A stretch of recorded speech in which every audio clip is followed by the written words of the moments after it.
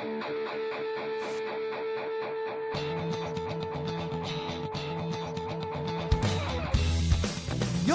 listening to the Let's Go Buffalo podcast, your new favorite podcast for everything Bills and Sabres.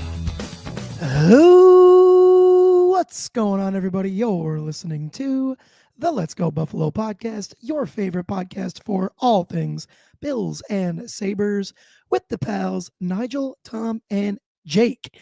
Episode 77 coming at you. You know the drill, folks. The social medias. You can find us on all of them, with the handle at Let's Go Buff Pod, Instagram, YouTube, TikTok. If you're checking things out on YouTube, please leave a like, drop a comment, even if it's not live. Really helps us out, just kind of gets us out there with that algorithm. And with that, let's get around here and say hello to the fellas. Tom, how we doing, buddy? I'm just here so I don't get fined. Yeah. Yeah. That's right, man. I think that's a pretty all-encompassing vibe you have there. I got some scar tissue to air out and then start to slowly put some gauze on and heal up and some all that good stuff as we go through this week. But I think tonight will be a good step in that direction. Yeah, for sure. Jake, how's it going, buddy? It's not bad, but you know how I am. Let's get to the cracking a beer part, eh? How are you? I am good, thank you. Yeah. I'm definitely sad. I'm definitely sad, but yeah, let's have a beer, fellas, shall we? Hey, before I count us down here, I will say this: it was as always. This is our second season doing this now for the Bills, and it is a pleasure to do it with you, gentlemen. I love you guys. An honor. Much. Cheers to another great season. Yeah. Cheers, boys. Hell yeah, boys. I'll go first. I got something new. Yeah, here we go. So this is the Hopsecutioner IPA from Terrapin Brewing Company in Athens, Georgia. Kind of a neat can with like a turtle fishing. Hell yeah. But yeah, Hopsecutioner. So we'll see how that goes. There's there's like 8 different hops in this beer. Whoa. So it's quite the smorgasbord. They were just cleaning out the closet. It was happening. It kind of seems like it's kind of like what's like one of the last dinners before you go grocery shopping or whatever. And it's just whatever I've got, make some kind of casserole. This'll do. I always call that shit in a bowl. There you go. Yeah, exactly. Really, really appetizing. If anyone wants to come over for dinner, that sounds good though, dude. Jake's a great host. Yeah, I promise. I'm drinking a harpoon. Go ahead, another harpoon. Back to my roots here. I think it's a little poetic that I was out of Buffalo beers for last podcast, and maybe I should have bought a fifth. It's harpoon. It's actually a collaboration with LL Bean. So go get your muck boots, and it's called Harvest Locker. It's really good. That sounds awesome. I didn't know they collabed with LL Bean. Yeah, kind of cool. So last week I did not drink a beer, even though, and I said blame me if they lost in a superstitious way. So I will take all and full blame. But this week I'm drinking. I'm switching it up. I have a cider tonight from Nine Pin, a local cider from. It better be called shit in a bowl. It is. It's called shit in a bowl cider. No, it's the apples are grown in a town right next door to mine. So it's a nice little beverage. Yeah, you know, Jake, I am going to add your name to the list. I got a whole long laundry list here of people I have some issues with, and you're now one of them. So yes, if it wasn't at the top of your list already, then your list was wrong, Tom. It's not the top. No, it's not the top. Don't worry. You're safe from the top. Jake, are you fully all moved into your new place? I don't think I've officially asked you that. From the very dark background behind me, fully moved in, completely settled how I want to be. No, and that probably won't happen for many months. Okay, cool. Word. I wasn't sure where you were in that process. Cool, dude. Yeah. Well, fellas, should we start by just like maybe like a prevailing thought on whether it be specifically the game or the season, or just kind of like anything you feel you need to very quickly, urgently get off your chest here? I want to say something quick, just on a positive note. This is the second season we've done this, and we've gone to the playoffs both years we've done it. It's been fun covering it. The team is fun. We have Josh Allen as our quarterback. Just I don't know, like it doesn't all have to be negative. That is something I'm thankful for, and we will get into more negative things, but I'm really grateful for that. Yeah, for sure. Yeah, this is the time, right? These are the games that I'll stick with the positive things. These are the games as we as fans want to be part of, right? This is, if you told us 10 years ago that we would be, a divisional, or we'd be playing the playoffs every single year and we'd be playing to the wild card and the divisional round and the AFC championship, like with a great team, we'd be all about it. We signed up for it 10 times out of 10. It just, it doves, but then it comes, the larger they are, the bigger they fall, kind of thing, right? Like it just feels worse when there's possibilities and the other doors start to open. So I agree, man. No, absolutely. This, like you guys already said, this has always been super fun, and what a cool way to kind of express our fandom, to do it together, which is really freaking awesome. So yeah, go Bills, I guess. Yeah. I mean, like it definitely sucks. Right? It sucks for a ton of different reasons that is familiar to all of us as Bills fans. I have one like sort of different like sadness kind of feeling this year though. I feel a lot more sadness for like everybody else. And when I say everybody else, I mean like, yeah, I'm sad for me, like as a lifelong fan of both Buffalo sports franchises. Like I feel like I've paid my dues, and I'm ready for a goddamn championship. But that being said, I'm sad for you guys, my friends. I'm sad for all of Bill's Mafia. Like I'm sad for all of us that put so much time and energy and care into this to once again feel like this when it feels so much like it should just be our turn. Like, I mean, there's stats flying around right now, and I don't remember specifically what they are. That's not what this podcast is. If you want data, go someplace else. But the numbers were that like Josh Allen's numbers are like touchdown numbers or whatever are the highest for any quarterback that hasn't played in a Super Bowl of all time. And it's just like, damn, dude, like that really makes it feel like it should be our goddamn turn. And it just sucks that, the Kansas City Chiefs are doing what they're doing, at the same time. And I'm sad for everybody that puts in so much time and care, dude, because it just so much feels like it should be our turn. And we're all going to be right there in the same spot next year. But man, dude, I just feel so much sadness for everybody else this time around. We just deserve it, man. Like it's our fucking turn. And apparently it's not. Apparently, and that's my fucking problem with it, bro. I'm gonna let you finish your thought, and then I'm gonna kind of pick up where you left off. Yeah, and it's not. You're right, but it feels like it should be, and it hurts, man. It's because it's the same team, it's the same dragon that we just can't fucking slay, dude. It's fun to dunk on Dolphins fans, and it's fun to dunk on Ravens fans, but like. At the end of the day, none of it matters until, well, I'm not going to say that because it does matter. It's fun to dunk on those guys. We had fun this season dunking on Dolphins fans and Ravens fans. But, fuck, dude. Like, now we got to take our medicine. And I guess that's where I'll end for right now. Yeah.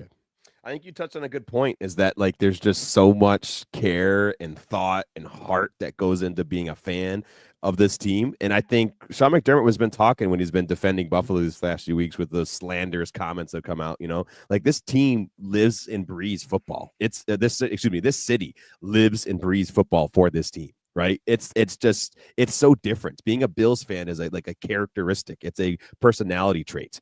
It's you wear it on your sleeves. You wear all your merch out in public all the time, no matter where you are, no matter where you live. And there's go Bills anywhere. If you catch another Bills fan, absolutely every single time. And it's just, and the players and the front office, like all of them are stand-up dudes that you want to root for. Right? These are guys that you can get behind because they stand up for something that is that is just really good, and it sucks. And it sucks, right? It just hurts. It just hurts. So yeah. Did you guys have any other kind of other opening thoughts, or I kind of wanted to start steering the directions into more specifics here? Steer us. Yeah, drive the bus, baby. So there's a couple different things that also really hurt. And I think, Nigel, you put it on it, is that it's the same damn team in the same situation, right? It's the worst form of Groundhog's Day that we could ever come up with, right? Like it's not like, hey, we make it to the playoffs, and this year, it was the Chiefs, it was the Bengals. This year, we lost to the Ravens. Or, oh my God, this super hot Chargers team came in and just went straight to the Super Bowl and they got to win. No, it's the same fucking team who's beating us and sending us home, and then trots on off to the Super Bowl, and they're playing for their 4th Super Bowl in 6 years. Like that's what's making it feel worse for me. And it's the specific team, and it's the specific monkey that's on our back and this team's back that for some reason we can't shrug, and I don't get it. Yeah, dude, and okay. I guess I'll throw a question back at you, Tom, and it's one that I'm not really sure, but what happened this time around? What was it to you that caused us to lose this game? I think I know where I land on this, but yeah. There's a couple different things, and maybe we can drill down into that and get there tonight. For me, it's a consistency and ability to consistently execute in every situation, right? That's what we see this Kansas City Chiefs team doing. We see Andy Reid, Spagnuolo, right? All those players, they're able to everybody was saying this is the year they can be had. They were winning by 1-score games all the time in weird situations, and man, this is the time. But guess what? They turn it on when they need to, and they do what's needed at the right times. And I think that the Bills had too many situations in that game where they didn't execute exactly how it needed to be, and something fell through. I think then we also didn't execute enough to then make it and be able to get over some of these other weird situations that I want to get into coming up later on that we, in theory, like shouldn't be able to dictate a game, but did because we didn't execute in other places, and left the door open for some weird situations and other parts of the game to influence the outcome of a game. And so it was not being able to really affect Patrick Mahomes, right? Yeah, sure, we got up the middle. Ed Oliver got there.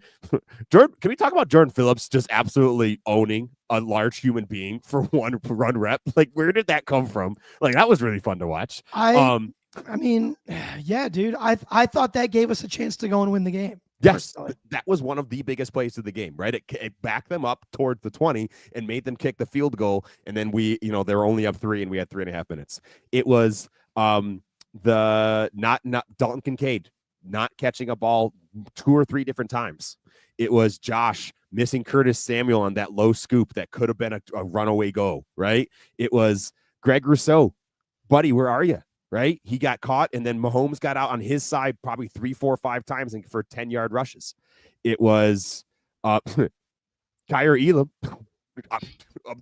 What planet was he on? Is he playing football? I don't think so.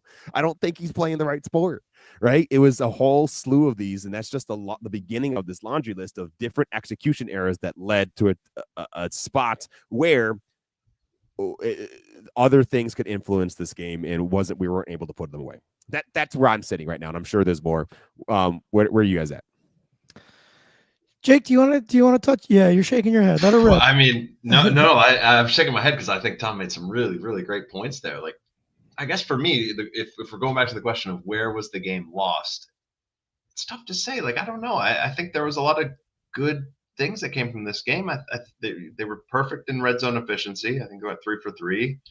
I thought they made good decisions. I think it came down to some, like Tom alluded to, some plays and decisions that shouldn't impact the game, but maybe did. I don't know. I really don't know where things went wrong.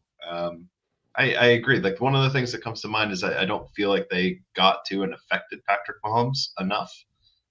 It seemed like they were able to kind of generate chances at will a bit. It's a tall task to shut him down, but I did think that was an area where I noticed not a lot of traction. And it didn't help that we didn't have an answer for their answer to us, right? We didn't affect Patrick Mahomes because he was getting the ball out like so quickly, right? He was getting the ball out, and then a couple times where he did hang on to it, we were trying to play for something different, right? It was the Andy Reid and Patrick Mahomes were ready for what the Bills were going to deal them. And it made it more difficult, at least in my mind, that's why he was able to get on those scrambles, because we were trying to cage rush him and something got changed. Greg Rousseau got pulling in and caught up field, then boom, he's gone. Or he's getting the ball out and you can't get to him. What you can't expect a D lineman to get there in less than 2.5 seconds. You just can't, right? Like if he's getting the ball out that quick, there's nothing you can do. So I don't know. Yeah. Nice. So what's your prevailing thought on where we lost this game? I think you skewed this up for a reason. Well, not really so much a reason, just kind of wanting to get everybody's take, I guess. But and this bums me out because it bums me out because it's something that sticks out in my mind very intensely. And I'm not going to sit here and say it's the reason that we lost the game. But at 3 minutes and 33 seconds, I texted you guys something in the group chat, and that something was Josh Allen has a chance to go and be great right now. Right, dude? And like, I just, dude, like, I'm just going to say it. Like, I needed Josh Allen in that offense to come through on that drive. Like, I just flat out, I needed that to happen for so many reasons, dude. I needed that to happen for Josh Allen's own defense as a player in this league. Not that his numbers don't speak for themselves, but I mean, God, dude, you go and you lead a touchdown drive right there.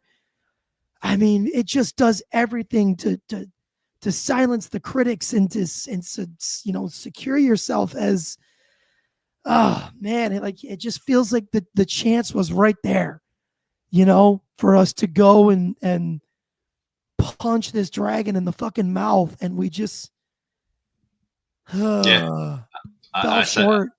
I didn't put it in the group chat, but I said to myself, sitting at home watching a few times when that drive is about to start, the door is open. Please walk through it. I know. You had every opportunity. And that was exactly what we needed, right? We needed the defense to finally figure it out. They forced two punts in the coming out of the half, held them to just 3 on that final. Final drive that this final scoring drive that the Chiefs had, which was huge. That's what they needed, right? That's what we wish that to be honest with you, that's the door that the Bills had left open for the Chiefs so many different times, right? Oh man, we couldn't get 7, so we just kicked the field goal. Now we give the ball back to Patrick Mahomes. And boom, that's it right there. You finally had a chance to give them a taste of their own fucking medicine for a change. And you fucking fumbled the bag, dude. That kills me, dude. Like where, like, and I think it was Josh's execution. I think it was play calling, right? There's a couple different weird play calls. I think it was situationally. I hated the first down call on that drive. I hated it so much, dude. The toss to Ty Johnson on the outside. Are you kidding me? You need to put the ball in 17's hands every play, whether he's scrambling or throwing the ball. No quarterback design plays there. You're letting him deal the ball, or he's scrambling. And you do a toss to Ty Johnson on 1st and 10 that goes for a 1 or 2 yard loss or something like that. Oh, I wanted to throw up, bro. Yeah. Yeah. Let's talk about the final toss, that 4th and 5 play. Because I know that's the hot one of many hot money plays, hot button plays, excuse me. I think it was when you're lined up 4th and 5, Chiefs defense was not showing the blitz that they sent, right? They were showing something different than they sent it from the other side, which is just iconic, and that's a key thing for key part of Spagnuolo's defense. Like, you kind of know that something is coming, right? You could see that from there. I think the requesting and hoping that Josh could have figured that out of what to do in a loud Arrowhead Stadium, 4th and 5, not seeing it coming. I don't necessarily know if he could have truly done anything before the snap to actually get the protections right. I don't know. Maybe they can. I'm not a player, so maybe I'm wrong. But I think that's asking too much. It's really hard to see that. I mean, so Josh clearly saw that Dalton was open, right? He saw him come across the field, somehow got it up to him, and it sucks that he hit Dalton Kincaid in the hands. It just sucks that he hit him right in the hands, and Dalton needs to come down with that. It also sucks that Khalil Shakir on a little orbit motion route out to the left was definitely open and available at the time that there's some screenshots of that play, and at the time when the blitz was coming, Shakir was still like just barely past Josh's left. So I don't know if he could have actually seen that as an option, but that should have been known that, like, hey, that's how you beat the blitz, right? Everybody knows, you learn this in high school football. You replace the blitz with the ball, right? You get the ball out of, like, wherever they're blitzing from, put it there, and then boom, get it out and open. And that was the answer. That could have been the answer. I don't know why it wasn't. I don't know. It was a comedy of errors within that whole play. Yeah, dude. And I'm sorry, dude. Like, I think that's a really tough catch to ask Kincaid to make. I do. It is. Totally. He should have caught it. It did hit him in his hands. It did have very ominous to Stephon Diggs drop vibes last season. Yeah, right. I'm gonna be totally honest. Freaking poetic.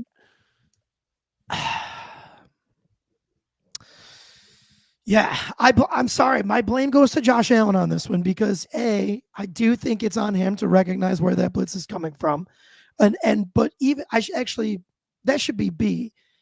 Let's say you have no idea where the blitz is coming from. Let's say you get it completely wrong, right? You think it's two guys coming from over here and it's two guys coming from over here. Doesn't matter. Josh has, as a quarterback, he's supposed to know every route that every player is running, right? And then at some point it becomes backyard football, right? When Josh extends plays the ways that he can and does, at some point guys just run to open space like we all did when we were 8, right? But that being said, and I just kind of lost my train of thought here. Hold on a second. He's got to know the different plays. He's got to know that. He's got to know. So when that heat is coming, dude, he's got to fucking know where his help is. Right? He's got to know that, okay, my escape here is Khalil Shakir on the orbit motion, right? On that orbit route. So like even if he doesn't quite like see him right away, he knows he's over there. He's got to get that ball over there, dude. He just has to. Like, I don't know what he's trying to do there with those guys coming. Like that couldn't have been like his plan as soon as he saw those guys. Okay, I'm gonna buy enough time until Dalton Kincaid can find some green grass, and then I'm gonna huck it, right? As opposed to, okay, the heat's coming. I know Khalil's right over here on the orbit. Like that, I put that one on Josh almost exclusively. I'm sorry, yeah. Dalton, should have caught the ball, and then and then it's a totally different conversation.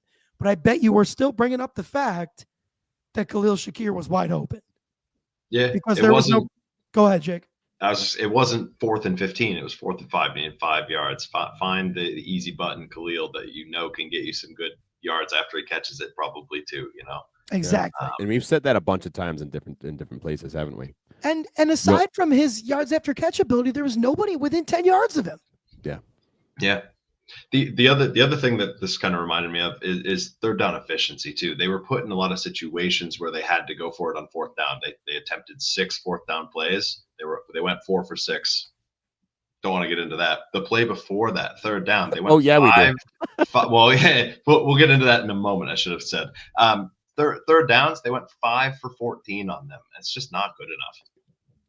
Right. And it felt like this was one of the issues that I felt with this team going into the postseason is that, man, okay, yeah, we can play this efficient ball. We can dink and dunk. We have a great run game, right? The great run game is awesome. We should talk about that in a couple of minutes.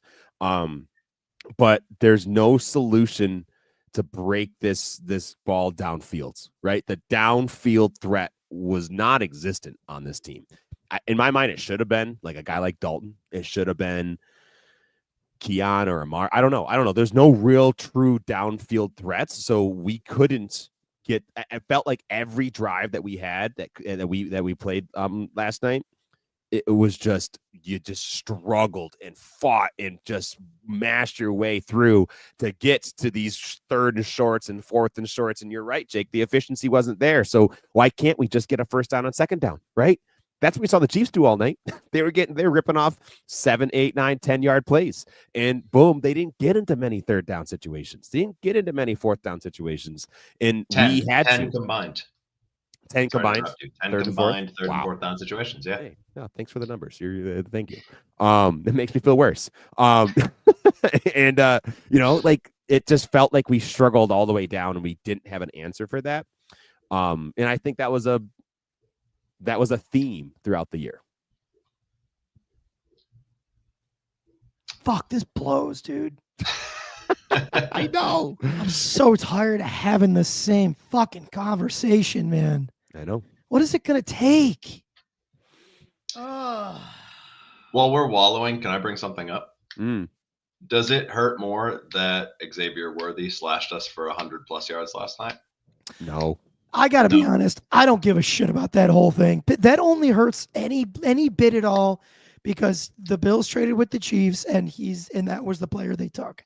Both of those wide receivers are 21 years old, dude. We could be in a situation that sure, maybe Xavier Worthy is better early on, but then Keon develops into a really great big body wide receiver and buries him the rest of his career. Or maybe Xavier's better the whole time and it sucks forever. Who knows, man? But it stings. Like, it's not cool. It's one more thing that Chiefs have to dunk on us with, and it does get under my skin. I'm not going to lie. I can't go on any social media right now, but I mean, fuck, dude. Like, who cares? The fact of the matter is you won by 3 points. Like, if the Bills win that game, are you still trying to brag about how much better Xavier Worthy was? Like, all that fucking matters is the win. And the Chiefs got the win, and that's an extra sprinkle they can throw at us that hurts. But that's all it is. Yeah. I agree. I think it does show me that, man, I really need production from the top picks of the drafts of the last couple of years. We needed Keon. Where was Dalton Kincaid? Where was Greg Rousseau? Where was Kaiir Elam? Where is Kaiir Elam, right? Like those top picks in the last couple of years. Groot had an awesome year. I feel bad for dunking on Groot. I do. I love the guy. He's a great player. He did not have his best game last night. Keon is just developing, right? It was like, man, I don't know if we could expect him of this year. So he has a slight bit of a pass. Kaiir Elam, I want him to go play rugby. I want him to go play wiffle ball. I don't care what the fuck he plays, but don't play in Buffalo anymore.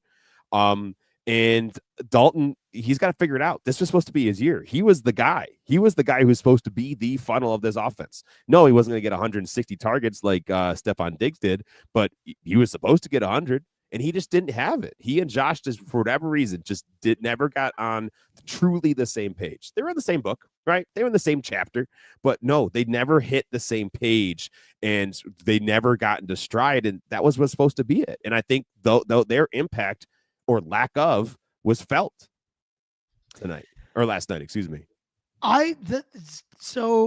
You bring up a really interesting conversation, Tom, and that conversation is Brandon Beane's early round picks, right?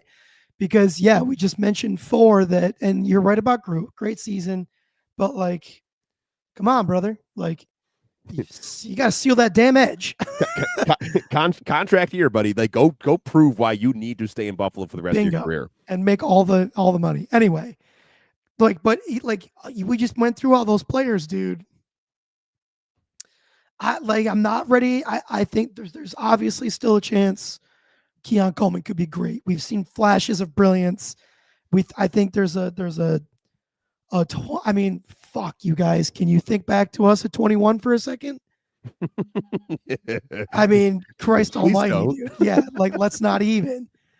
So like, and then I try to imagine us being professional athletes suddenly making millions and millions of dollars. Like, he's got some growing up to do. I remain confident that he will figure it out. I agree with that. Yeah. Dalton Kincaid. Of course, way too early to, use the B word on him, but definitely a disappointing season. I mean, no questions asked, a disappointing season.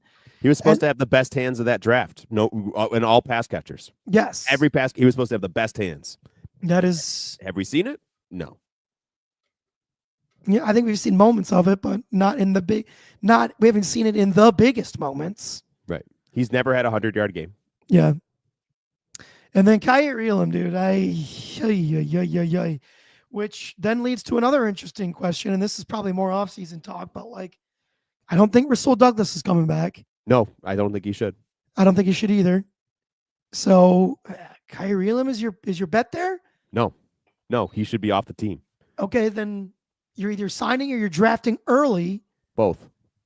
But then don't you also have an early draft needed defensive tackle? Oh yeah. So. Oh yeah. No, I'm seeing the problem here. Yeah, you're running out of resources. But the issue is, you're just in a sunk cost fallacy when you're trying to hang on to Kaiir Elam. You're trying to say, hey, we put a first in, so we need him. No, you fucking don't. Just cut losses, cut bait, and move on. He's not the answer. Dane Jackson started over him last year, guys. Dane freaking Jackson. That's a good point. Over Kaiir Elam. I don't know what to tell you.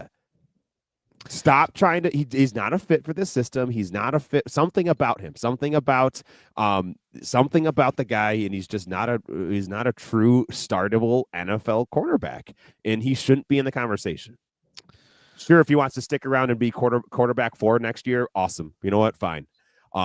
But you're right. We need Christian Benford re-signs. Rasul Douglas is going to walk. We need to go get another free agent, kind of like a Rasul Douglas, 28, 29, somewhere in there. And then we need to make a draft pick. It's going to be a really interesting offseason. It makes me, all these talk about, hey, these last couple of draft picks, we don't know if they're not really panning out. I think one thing that is in Brandon Beane's favor is that we're picking 28, 29. We're picking 30 this year, right? We're picking 30.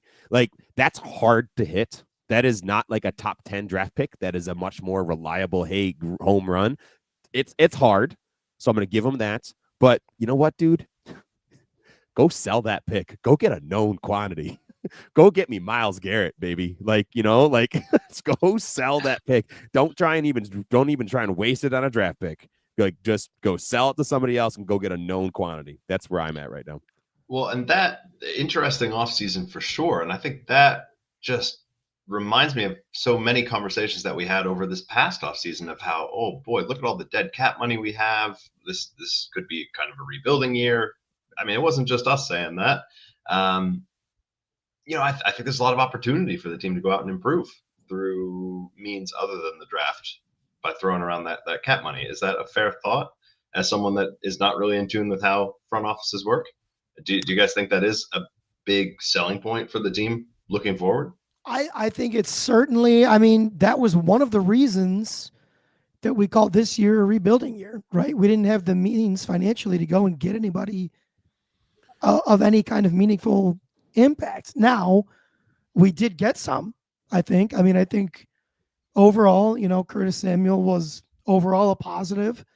I think Mac Hollins was, Mac Hollins, dude. Best wide receiver last night?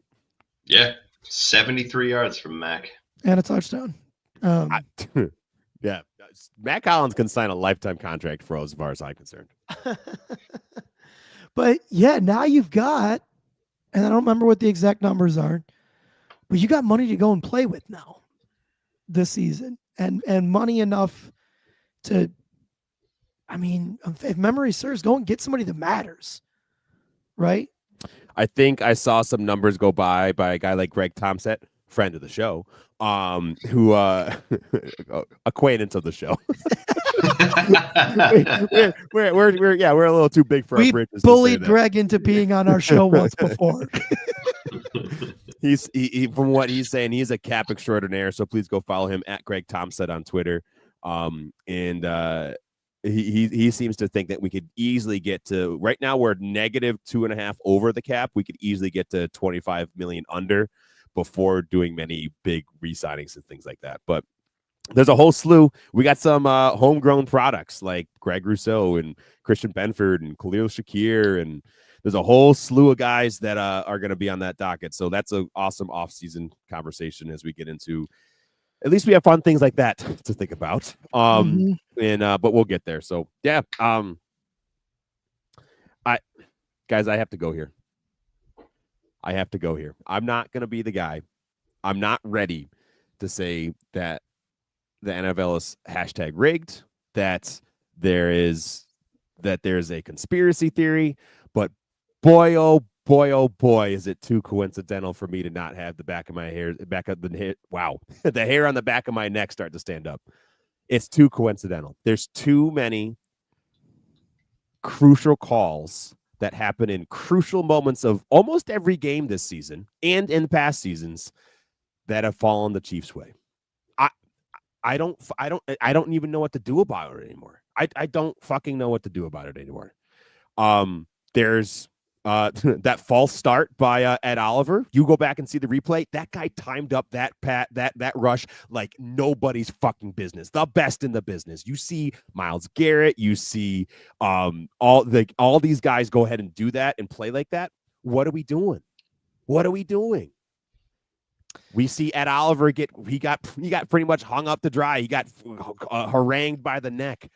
No call right in front of the ref.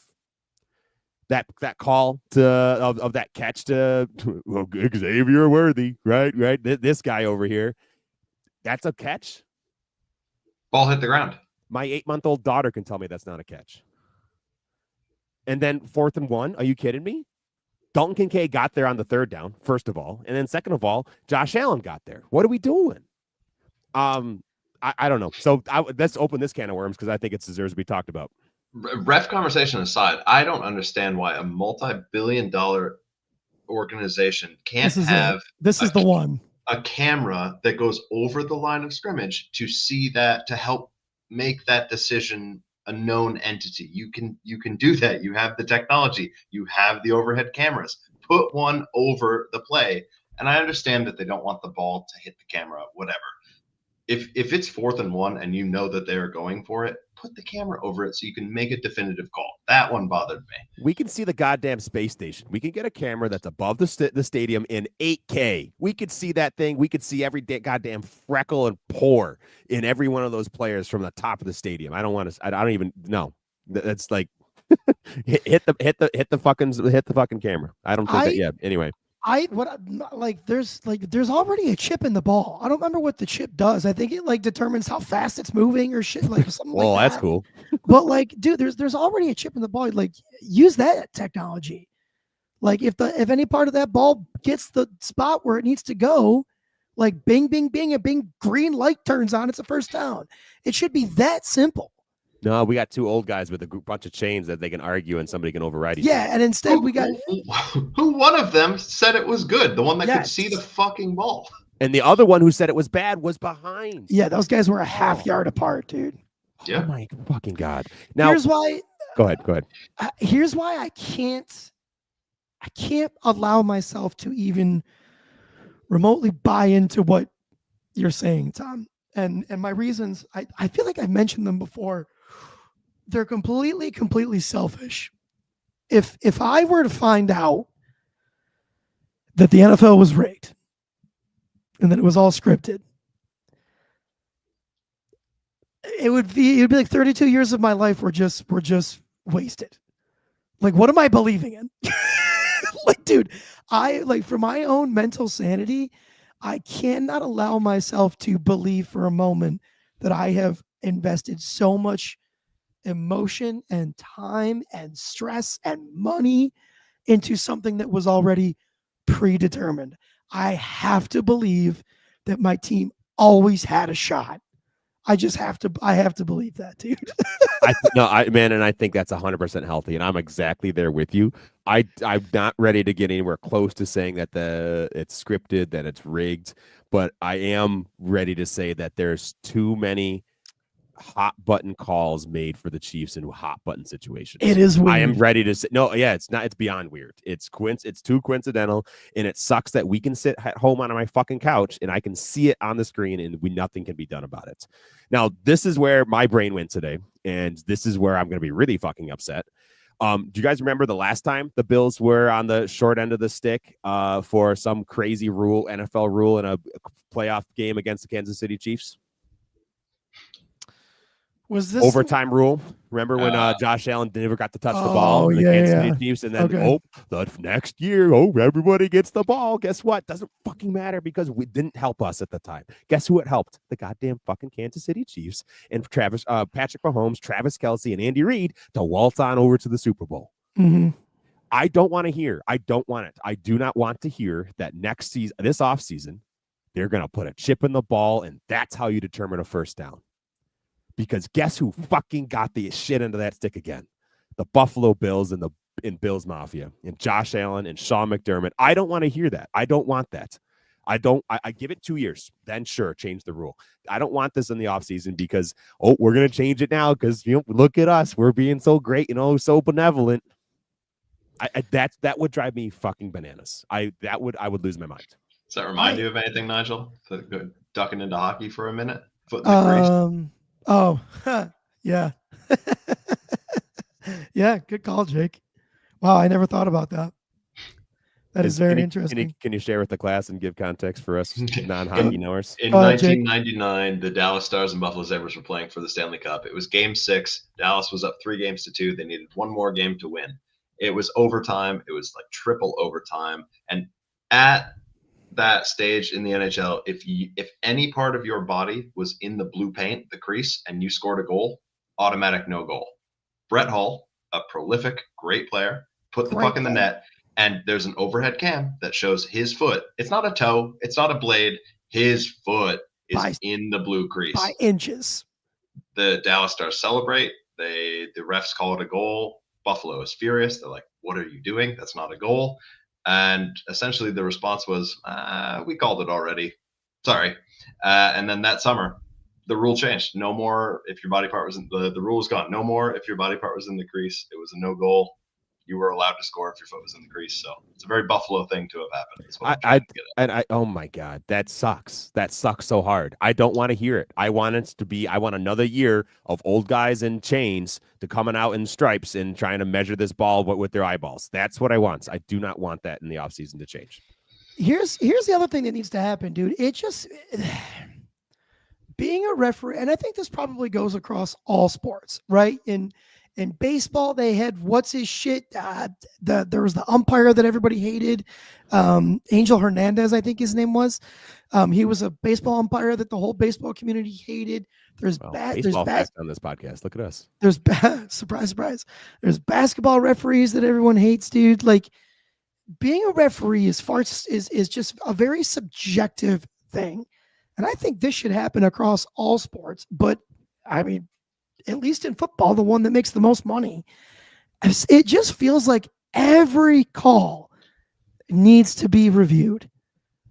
Like if you're going to make a call, like even just something as simple as like the difference of like encroachment or offsides or false start or offsides and false start, right? Like, why would you leave that up to the referees that are just literally human beings that are just watching, like not knowing that something is going to happen, just kind of expecting or waiting for something to happen, right? And then they get together and they talk about it. It's like, what did you see? What did you see? What did you see? And then it feels like it's just like majority rules is what they go with. It just feels like they should all be reviewable by camera. Hey, everybody moved before the ball snapped, but we don't know who went first. Let's take it to the camera so we can call the right penalty. We know there's a penalty that needs to happen here, but we didn't actually see for sure who did it. So we're going to look at it again.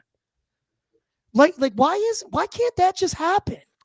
I'm gonna unfold my own tinfoil hat. With the rise of partnerships with companies like FanDuel, I'm curious how much that goes into how accurate they want reffing and what a can of worms, dude. I'm not saying anything definitive. I'm wondering aloud, and I don't think it's real loud. It's a business. It's a business. They are classified with the IRS as an entertainment business, not a sports league. And I think there's something to be said with that. I'm gonna be sick, dude. I know, I fucking hate that because like it feels like it's like something from like 1982, right? When they're all what you watched on screen on your old television back at home on Grandma and Grandpa's TV, it was all grainy. You couldn't actually see. They didn't do really replays all that often. Cool. Let the refs call it. Fantastic. But it's fucking 2025. I can see it from my couch. It shouldn't be the same. I saw the best solution I've ever heard for the reffing problem is get every single ref on the field. There's seven of them on the field. Double them. Everybody has a partner up top who is helping them, not trying to correct them, not trying to big boy them, just trying to help make them to get them the right call. They're the ones who get every view from every camera, every single one. They get every view. The guy makes the call. He throws a flag. The guy in his ear immediately goes in. Right call. Good job. Or pick that up. That's not a flag. We're good to go. Keep moving. Like it's that simple. Double the refs. Get everybody cameras. So they have somebody in the ear who can immediately tell them if there was the right call or not, and keep moving. My only concern with that is it just brings up more subjectivity. More people. Yeah, no, that's true. So it's not like that could be too many cooks in the kitchen, maybe. Yeah, it could be. Because like, what about a play where, like, there's sometimes plays where refs will throw multiple flags. Yeah, that's right. True. And then you got to tag in all their buddies too. Yep. It's like, oh boy. But anyway. Currently, is there a video ref, somebody that sits in the press box that watches video feed and is there to kind of help aid in reviews? I think there's the all-knowing one in New York, right? They're always saying, "Hey, we're going to New York with this one." But I don't actually know. That's a good question. Anyway, that is something like a middle ground. Have a kind of definitive one or two ref panel that sits in the press box that is able to see those video calls in real time. I don't know. One a Democrat, one a Republican. Oh boy, now we're really getting into it. Let's keep moving. Anyway, I just needed to get that off my chest. I'm already feeling a little better, boys. I don't know about you guys, but I feel worse somehow, dude. Damn it. I'm just so sad that we're doing this again, bro. I know. Here we are. Can we talk about James Cook? He played a fucking game. I can't believe it took us to the third quarter to figure out that we should just run the ball down their throat and big boy them like we have all season. I don't understand. Why did that take so long? And it's not like, hey, oh man, are we actually good at running? No, we've known we're good at running the ball. Dude, he averaged like over 8 yards a carry, I think it was. Yeah. Or 8 yards a touch, something like that. Oh my God. And then, it's gonna really suck when James Cook signs someplace else. Brandon Beane is not signing this contract. He's not doing it. You're on that hill. I am slowly tiptoeing my way off of that hill. There's no shot. He's going to command 10 to 12 million. Yeah. There's no way Beane's putting that in the running back position. And we got him in the third, right? We got him. No, we'll see a second round pick. Second round pick. Yeah. 8.4 yards per touch, Nigel. That includes receiving. Yeah. Hey man, I'd send him a couple pennies. I'd pay him 6.5 just rushing per so rush. Good. So good. He has such a year. What a year for that guy. At least thank God we have him for next year, right? He has one more year on his rookie contract. Yep, one more year, and then we go from there. We'll have to see this, but he's going to command so much money. He's going to get the bag. It's going to be a lot, but yeah, dude, I don't know. Fuck, I'm just so sorry that we're doing this again, man. I'm just sad to be doing this again. I'm sad for all of us. I know I said it earlier. That's all I feel like I can keep coming back to. I do got one more bone to pick, actually. Fuck. Yeah. Get busted out. What do you got? Goddamn, I'm sorry. I know that, dude, going into last night, 20 for 21 on the tush push this season. Oh. But my God, couldn't you guys feel?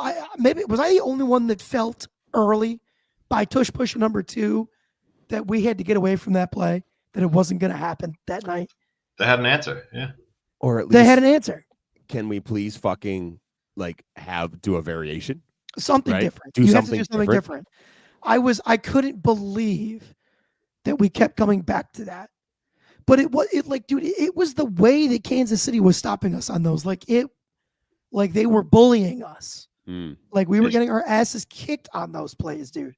And we kept going back, and I'm like, dude, I couldn't believe what I was watching. I was getting so frustrated watching us run that play over and over again. The only time it fucking worked, Josh Allen jumped over the pile and almost fumbled. I was so pissed about that, dude. That one I put exclusively on Joe Brady. You've got to recognize that isn't happening. Bail out of that. Get into something else. Oh, that was something that was so frustrating. Yeah. That chapped my ass. There is absolutely an argument, and I see it, right? I get it. And I hear the information and I understand where you come from, but I disagree. But some people are like, dude, it was the most successful play we ran all season. Like, you have to keep going back to it. And it's like, once again, like, dude, the eye test, like, look at the way that they were fucking like stopping us on those plays. It was absolutely egregious, dude. So yeah, dude, I don't know. Jake, did you have any feelings on that? That like just them running that play over and over again? Yeah, I mean, I agree. Like, mix it up, put in a variation, or run a not a real play, but like run a different play. I don't know, man. Yeah, just after I agree with you. After the first one or two, try something new, try something different. It's clearly not going to get you across the line on this one. So yeah. I guess I want to get into. I had one last question that I was going to ask you and Tom I had to step away for a quick second here. But I'll toss it out there anyway, Jake, and then I'll answer as well if Tom's not back. But Brandon Beane, his famous postseason quote is, "The game that you get eliminated always highlights what it is that your biggest weaknesses." Right. So I guess looking at last night's game, and if you would like me to go first so that you can think about it for a minute, please feel free to say so. But is there something you can find from last night that you can identify as the biggest weakness? I don't know. I don't know if I'm qualified to say, but I guess for me, based on what I said earlier, I'll say defensive line, maybe. Yeah. What about you? Where were you thinking? Dude, it was defensive line, but man, all of a sudden after last night, I'm cornerback is suddenly very high on my list. And the reason it's sudden is I guess there was always a bit of me that was holding out some hope for Kaiir Elam. Like, I saw enough moments of really great play from him in key situations where I was willing to give him another shot. Like, he just kept doing enough for me to be like, you know what? There's enough there where like I'm ready to, like, I'm willing to give him another shot. And I think last night, dude, he might have really blown that for even me last night. And I was a pretty consistent Kaiir Elam supporter overall. Yeah. And that's definitely a bummer. I think even for those of us that were looking for a reason to stand by him, I think he probably burned a lot of those bridges last night, if I had to guess. Yeah, for sure. Well, and look at who we were playing. They spend a lot of draft capital on the defensive side of the ball. That's a reason they're so successful. And for Buffalo this year, I think we proved that Josh Allen does not need grade A top tier targets to be impactful and effective. So I totally agree with you. Spend your resources on some help on the defensive side this offseason. Yeah, that's where I land in terms of that cap money, dude. Like, and you just hit it on the head, Jake. Like, we showed that we don't need, the $30 million a year wide receiver for the offense to be great. And I mean, truly, historically great as this Bills offense was this year. So given that, I think, yeah, go spend the money on the defensive side of the ball. Be able to stop the other team from scoring any way that you can. For whether sure. that's just like a Cooper DeJean type player in the secondary, like I think for the Bills, with when we're going to be picking best defensive player available, because you can use them everywhere. Because I got another guy who's a free agent right now who I would be fine if he didn't come back, and that's Damar Hamlin, who was a starter this year. Right, so you need For an sure. impactful defensive player on all three tiers of the defense. So for me, and Tom, I'll just let you know where we're at here. Brandon Beane's famous postseason quote: "Your elimination game exposes what your weaknesses are." And I just asked Jake if there was anything that that's something that really stuck out for him, and he said defensive line, and I agreed with. But I also mentioned the fact that I think after last night, assuming that Rasul Douglas isn't coming back, and seeing what we saw to Kyrie Elam last night, and he's who I mentioned, I think lost whatever remaining supporters he had. Yeah. Cornerback is officially a concern for me. Yes. For this football team. Absolutely. Which is why I say, with the pick that we're going to have, your best defensive player available. I'm sorry. Comparatively, the season Cooper DeJean had versus the season that Keon Coleman had, would have rather have had Cooper DeJean 100 times out of 100. Mm-hmm. He's been fucking sick for Philly, dude. And He's playing for a Super Bowl this year. Effective. Yeah. Effective. So effective. Yeah. Yeah. Hey, man, I'm about it. That's going to be fun. It's going to be fun for us to debate and think about and figure out, but I totally agree. Did you? Yes. Yeah, so are you in the same camp as us? Did you have any other thoughts? I got a bunch of camps. I think the places that I feel good are the O-line, quarterback, and running backs if we can get Ty Johnson back, and linebacker. That's about it. So you could get me and convince me we need defensive ends, that we need interior defensive line. You could convince me that we need safeties, that we need cornerbacks, that we need wide receivers. I think tight ends probably fine too. I think that's fine for the amount that we use them. So in the amount that's already invested into that. So I think any one of those spots, I could make a case for where we need some support. I think it's got to be D-line. I think it's got to be D-line. I think that's just so effective, and they're so hard to find. That's the thing that sucks. It's they don't grow on trees, right? You can't just go get a ton. You can't go get one, right? They're not around. The fact that maybe Max Crosby and Myles Garrett are available is what's telling me. Send them a first in 2 seconds. What do you then? Right? Like, go send them. Send what you can to go get one of those guys. And the thing that stinks is in order to draft a guy like a Crosby or a Garrett or a Hutchinson, you had to be dog shit. You had to be picking second, right? Yeah. And thank God we're not. Like, how miserable would we be, right? If that's what we were doing. Like, this would be not a fun podcast with the Sabres and the Buffalo Bills both sucking at the same time. Yeah. They just don't. I don't know how you get that unless you just get lucky, right? You just get lucky and get somebody in the end of the first or the second. Honestly, we're really lucky that we got Groot at 28, right? Something like that. A guy like Groot for where we picked him. That's awesome return. That is awesome return. Man, but you know what? Like, look at what Kansas City picked Trent McDuffie. Like 28, 29, 27, somewhere. They traded right in front of us before we got Kyrie Elam. Right? They traded right in front of us. The pick before us that year. Oh, my God. To go get, because that's right. Can you imagine if we got Trent McDuffie instead of Kyrie? Oh, I know. Oh, dude, we're going way down this fucking rabbit hole now. Come on down, buddy. Come on down. I did forget that. Yeah, they got, that would have been sweet. To be honest, probably would have been our pick. And then Bean, they traded in front, they picked them, and Bean panic picked. Can't